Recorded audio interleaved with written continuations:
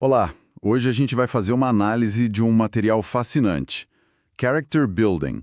É um livro de 1902, que na verdade compila os discursos de domingo à noite do Booker T. Washington. E isso para os estudantes do Tuskegee Institute. Exato. E a nossa missão aqui é tentar destilar a filosofia dele sobre como construir uma vida com propósito, sabe? Com sucesso e serviço. Uhum. E o mais surpreendente é que, embora esses discursos fossem para jovens estudantes negros no sul dos Estados Unidos, bem no início do século XX, as lições são incrivelmente relevantes hoje. Sem dúvida. O que me impressiona nesse material não é só a atemporalidade, mas assim, a urgência por trás das palavras dele. Sim, Washington não estava dando conselhos morais abstratos, sabe? Para serem pensados com uma xícara de chá. não era uma filosofia de poltrona. De jeito nenhum. Ele estava fornecendo um manual prático, quase um guia de sobrevivência e prosperidade para jovens que enfrentavam um ambiente de muita hostilidade e poucas oportunidades. Certo. Para ele, construir o caráter não era um exercício de virtude, era estratégia fundamental, a base para construir uma comunidade e, no fim, o futuro do seu povo. Ok, vamos desvendar isso então.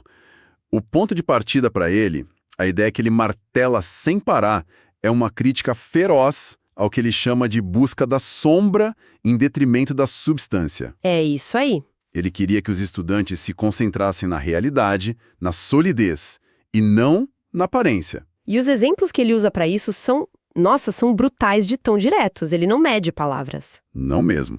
O meu favorito é do casamento. Ele descreve um casal que gasta $150 na cerimônia, Uma fortuna. absurda para a época. Tudo do bom e do melhor. Uma festa grandiosa. E aí, logo depois, Aí vem a realidade. eles vão morar numa cabana alugada de um único cômodo, sem nada. Para o Washington, isso era a definição de loucura. Era começar a vida construindo uma fachada, uma sombra, em vez de uma fundação de substância. E essa crítica ia além do dinheiro, né? Ele via o mesmo problema no uso de títulos pomposos. Sim, Ele reclamava de como uma escolinha rural com um único professor se autodenominava universidade. Ou como qualquer pessoa que liderava uma bandinha de música era chamada de professor.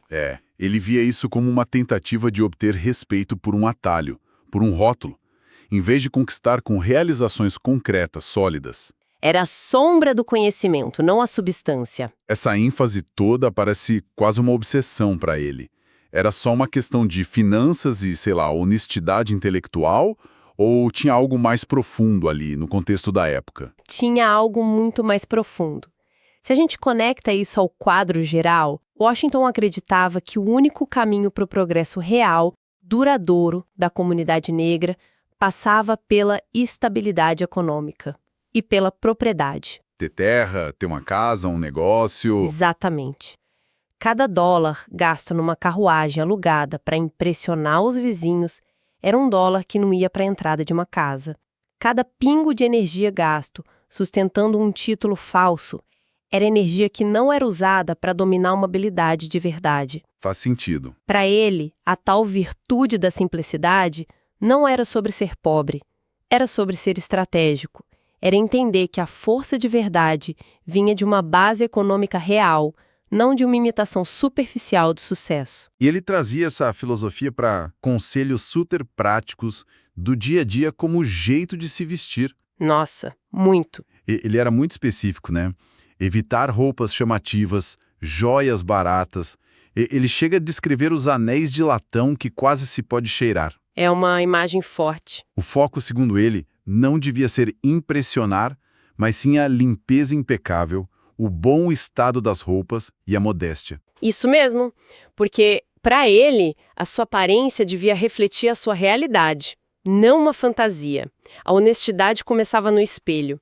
E isso nos leva àquela anedota fantástica sobre o estudante. Ah, sim, o estudante que ele se recusava a ajudar financeiramente, essa é ótima. Conta aí. Ele fala de um jovem que estava sempre sem dinheiro. Não tinha livros, não tinha nem meias. Mas esse mesmo estudante fazia questão de enviar o seu único colarinho branco. Para ser engomado profissionalmente na cidade. Isso. Fingindo que tinha uma conta bancária para pagar pelo serviço.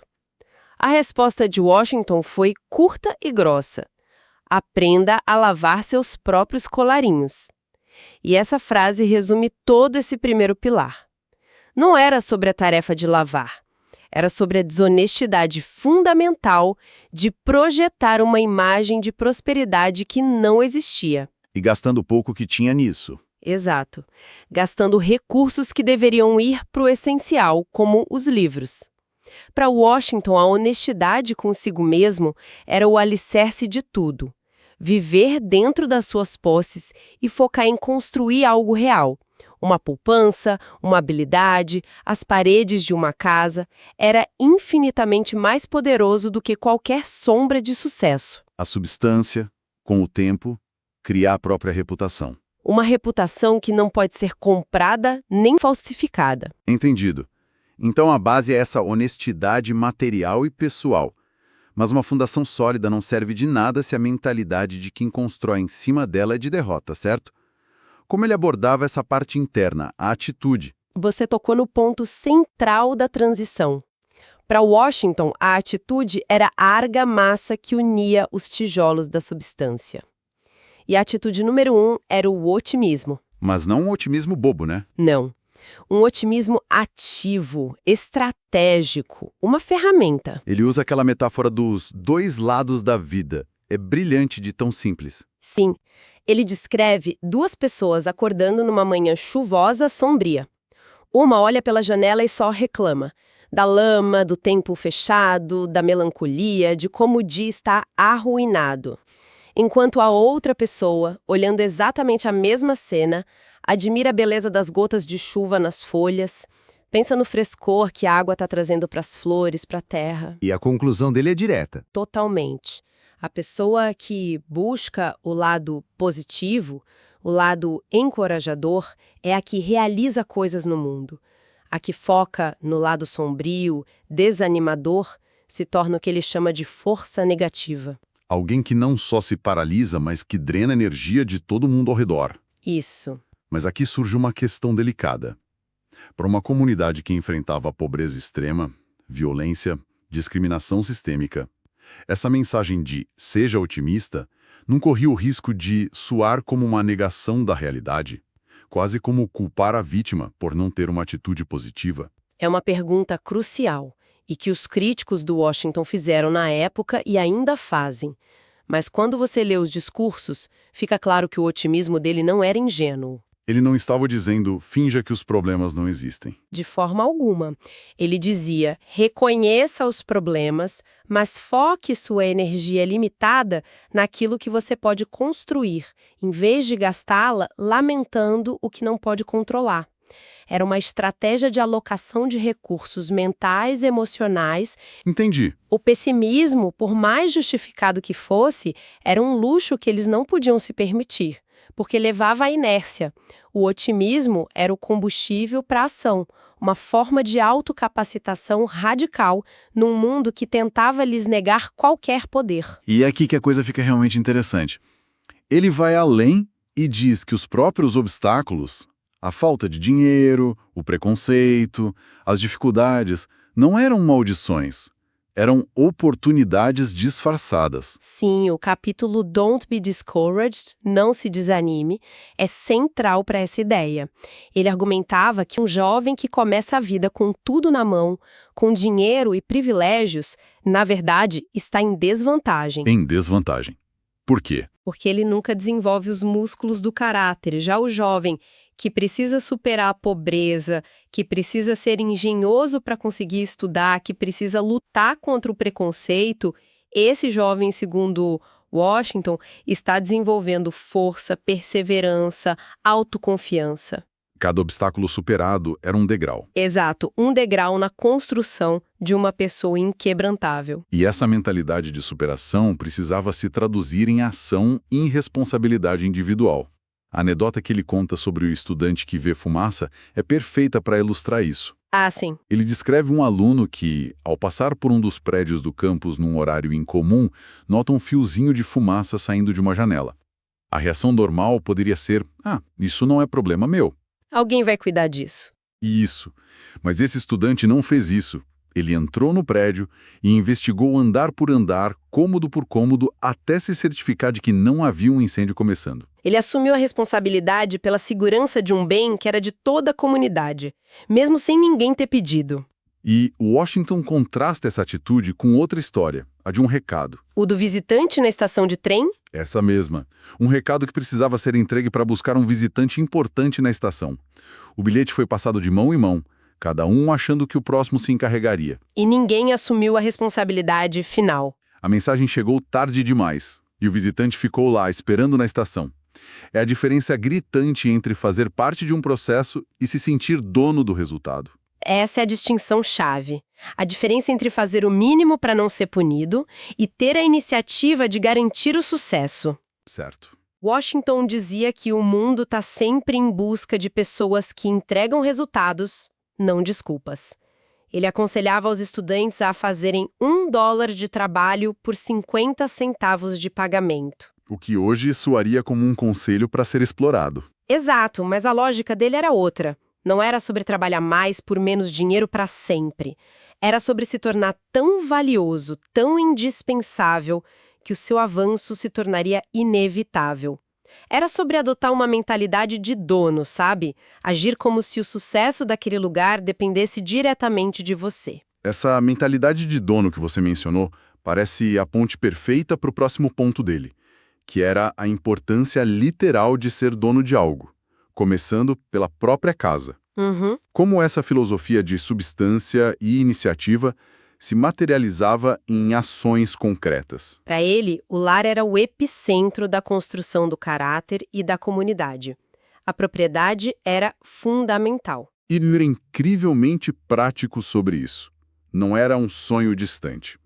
Ele dizia que todo homem e toda família devia ter como objetivo número 1 possuir uma casa, por mais humilde que fosse. Um lar seu. Mas não parava aí. Ele era obcecado com a manutenção. A casa devia ser um modelo para a vizinhança. Tinha que ser pintada ou caiada, a cerca sempre em ordem, o jardim bem cuidado. É verdade. Ele chegou a criticar publicamente um pastor, que era um líder comunitário, porque a casa dele estava em péssimo estado. Argumentando que ninguém pode inspirar os outros à excelência se o seu próprio ambiente está em desordem. É preciso entender o poder simbólico e prático disso na época. Para muitos negros no Sul, ter uma casa era o primeiro passo para fora do sistema de meação, sharecropping. Um modelo que prendia as famílias em dívidas. Quase uma nova escravidão. Exatamente. Então, ter uma casa era um ato de independência econômica. E mais, em muitos lugares, possuir propriedade era pré-requisito para o direito ao voto. Nossa! Portanto, ser dono de uma casa era um ato de afirmação cívica e econômica. Era a substância na sua forma mais literal. Um pedaço de terra e um teto que eram seus. Um dos pontos que mais me fascinou foi a análise dele sobre as oportunidades perdidas. A necessidade de dignificar todo tipo de trabalho. Sim, isso é importantíssimo. Ele notou que certas profissões, que antes eram dominadas pela comunidade negra, estavam, nas palavras dele, escorregando por entre seus dedos. Ele cita barbeiros, cozinheiros, garçons, engraxates. E a análise dele do porquê isso acontecia é puramente sobre inovação e excelência, ou a falta delas. Exatamente. Ele descreve de forma muito viva como o barbeiro negro, com sua loja simples e antiquada, de repente via um concorrente branco abrir do outro lado da rua um Hansorial Parlor. Um salão de barbeiro de luxo, com espelhos enormes, cadeiras de couro, toalhas quentes. Um serviço impecável. O engraxate que trabalhava na esquina via surgir um shoeblacking emporium, um empório de engraxate com poltronas confortáveis e máquinas elétricas para polir. A filosofia por trás disso é o cerne do pensamento econômico dele.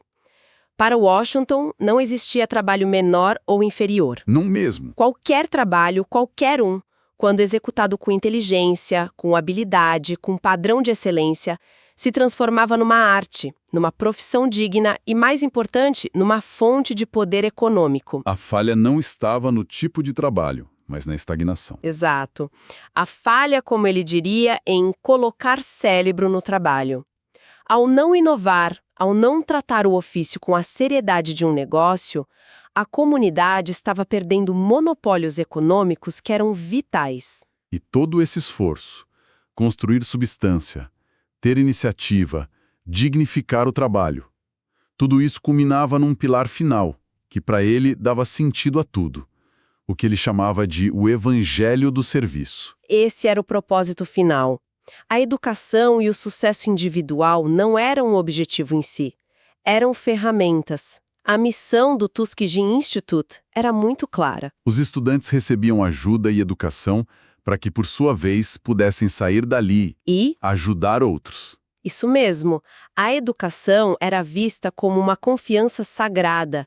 Não era algo para ser acumulado para benefício próprio, para se exibir. Era uma dívida a ser paga de volta à comunidade. Soa. A educação era o meio, o serviço à comunidade era o fim. Isso criava um ciclo virtuoso. O sucesso individual não criava uma elite isolada, mas sim uma onda de progresso que levantava todo o barco. Era a resposta dele para como uma comunidade inteira poderia se erguer. Uma pessoa de cada vez, cada uma puxando a próxima. Então, se a gente for resumir os pilares dessa filosofia de construção de caráter, teríamos uma estrutura bem clara. Primeiro, substância acima da sombra. Focar em fundamentos reais como propriedade, economia, habilidades, em vez de aparências. Depois, mentalidade de ação.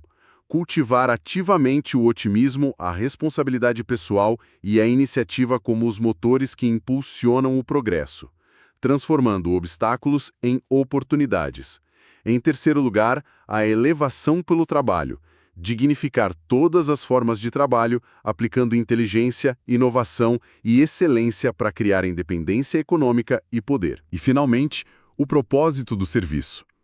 Entender que o objetivo final do sucesso e da educação não é o ganho pessoal, mas usar essas ferramentas para elevar a comunidade como um todo. É um roteiro de vida e tanto. É um roteiro de vida incrível, com certeza. E nos deixa com uma reflexão final que é quase desconfortável de tão pertinente. Washington alertava seus estudantes em 1902 contra a busca de uma cultura superficial. Em detrimento de uma base sólida. Exato. Se a gente transporta essa ideia para o nosso mundo de hoje, dominado por mídias sociais, pela construção de marcas pessoais, pela curadoria constante de imagens digitais, a pergunta se torna inevitável. Quais são as sombras modernas? Exatamente. Quais são as sombras que podem estar nos distraindo da construção de substâncias duradouras? A lição dele sobre focar no que é real talvez seja o conselho mais radical e necessário que poderíamos ouvir hoje. Onde estamos gastando nossos $150 numa festa de aparências, quando deveríamos estar comprando os tijolos para construir algo que realmente dure?